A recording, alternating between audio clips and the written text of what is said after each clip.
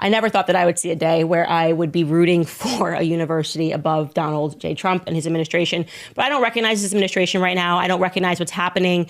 I have a theory. I do. We were kicking around some theories earlier, me and the team, and we were going, how could Trump be such a free speech enthusiast and allowing these things to happen, going after college universities, trying to suppress speech, while pretending that you're not suppressing speech, while pretending that you're fighting DEI. It's so messy. It's so obvious. Everyone knows what you're doing. People who are still trying to grift, I suppose, are not willing to challenge you on this, which is ridiculous, because when you are out of office, we are going to have to live with these consequences. Our children are going to have to grow up in this America. Okay. So when you threaten our speech, it's not worth it so that we can have pom-poms and go hurrah for a couple of years, then go, okay, well, yeah, now it kind of stinks because, we're getting arrested for wrongthink. We got David Friedman. Yeah, arrest him. Arrest Tucker Carlson and Candace Owens. Get them. I love it. Everyone can see what's happening left and right. Harvard received notice that they had to comply with the Trump administration's demands, okay, and essentially telling them how they would have to change things on campus. And they're again, the administration is trying to paint this as they're coming and fighting DEI on campus, and they're not doing that. I'm going to show you it so you can see it with your own eyes. On Monday, Harvard became the first university to openly defy the Trump administration as it demanded sweeping changes to limit activism on campus. Activism is like synonymous with campus, okay? The university frames the government's demands as a threat not only to the Ivy League school, but to the autonomy that the Supreme Court has long granted American universities. They said in a quote, "The university will not surrender its independence or relinquish its constitutional rights."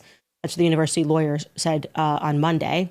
They continued, "Neither Harvard nor any other private university can allow itself to be taken over by the federal government." The federal government says it's freezing more than $2.2 billion in grants and $60 million in contracts to Harvard unless, essentially, we are going to hold your funding unless you comply with these demands. And I'm going to show you, because Harvard has released it, what they're asking them to do. First, I should tell you they've already complied with adopting the IRHA definition of anti-Semitism, which is ridiculous. But how you have to read this is everywhere, and Skylar, if you don't mind making that a little bigger for me, everywhere that you see the word anti-Semitism, you have to ask yourself what the new definition of anti-Semitism is, because now we're at critique of Israel, the foreign state, essentially. So as they frame it down there as the discontinuation of DEI, which would be a good thing, saying that we want people to be merit-based and to let go of DEI-based policies, that would be a great thing because that is how the nation should run. They are actually asking them to reform programs that have egregious records of anti-Semitism or other biases, telling them to look at specific programs. Scroll down, Skylar, because I want to get to them essentially just framing this as them needing to take a look at who they're even allowing to come to Harvard on foreign visas and whether or not they disagree with Israel's policies.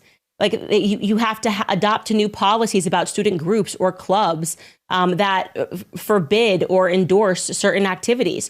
They're talking about student groups that did not get violent, but are opposed to Israel's agenda, which is totally fair because this country is not Israel. It's not Israel. You are totally allowed to critique Israel. I mean, it's an absolute nonsense. It's telling them that these people need to be suspended, that they can't be allowed on campus.